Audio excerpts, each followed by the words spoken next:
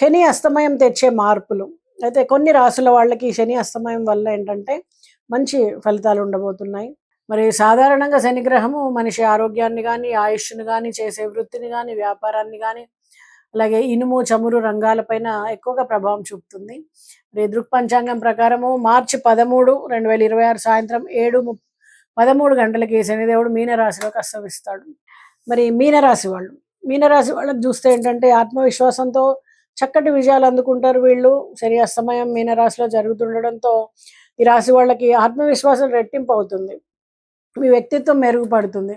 సమాజంలో గౌరవ మర్యాదలు పెరుగుతాయి. వివాహితులకి ఈ సమయంలో ఎంతో మధురమైనటువంటి జీవితం ఉంటుంది. జీవిత భాగస్వామితో ఉన్న మనస్పర్ధలు తొలగిపోయి అనుబంధం బలపడుతుంది. మరి మీ భాగస్వామికి కూడా ఈ కాలంలో కెరీర్ పరంగా గొప్ప పురోగతి వస్తుంది. వ్యాపార రంగంలో ఉన్న వాళ్ళకి లాభాలు పెరుగుతాయి.